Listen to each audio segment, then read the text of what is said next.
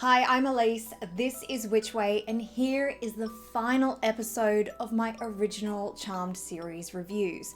And today I'll be taking you through the witch lore of seasons 7 and 8 of Charmed.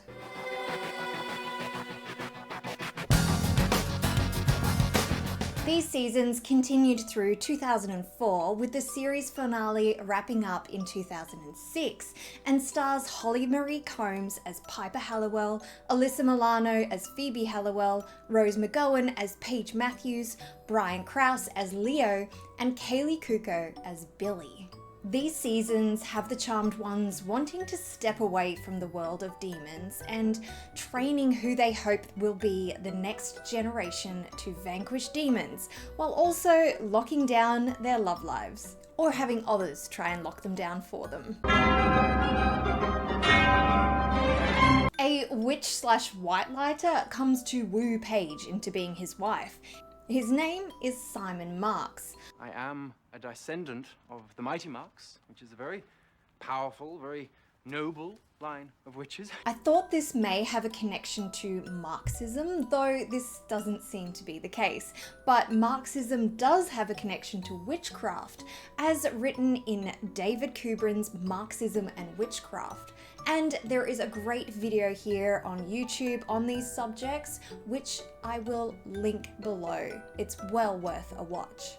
These Marks witches apparently hung out with the Halliwell's ancestors. Wow, our families worked together during the Salem witch trials? That is so cool.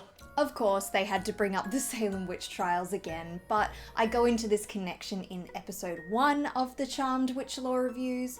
But speaking of Salem, the actress who plays Demon in Charmed also starred as the witch Mrs. Stoughton in the Salem TV series.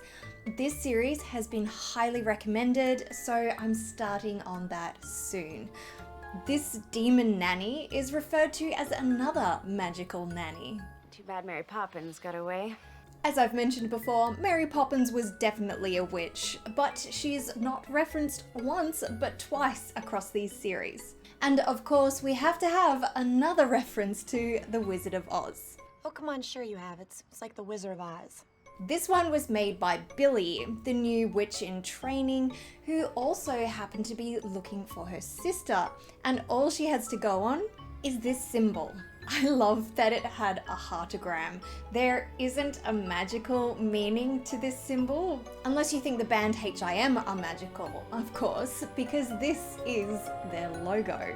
Leo jumps in to help teach Billy, and we see him referencing an occult chart.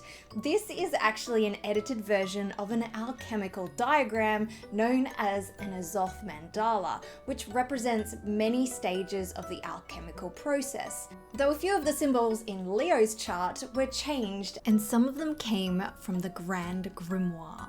Leo's lesson also includes mention of elders, of course having been one himself. We are introduced to another elder reoccurring in these seasons, Odin, named after the Norse god.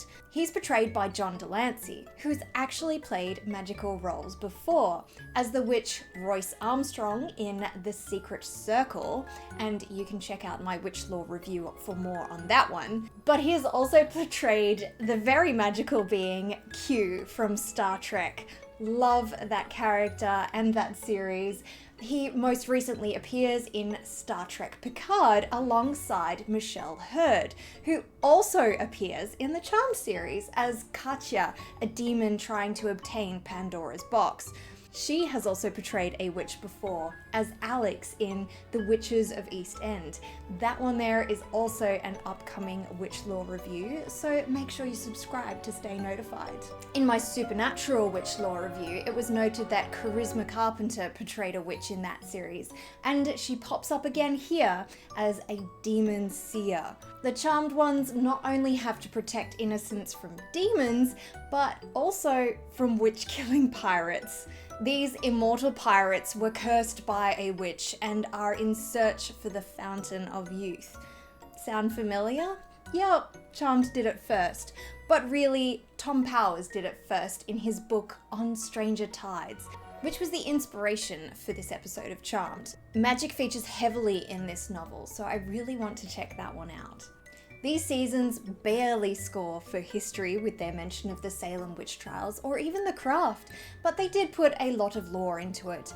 I feel like I had to really dig deep into these to get something out of it, but I'm only as good as the content I review.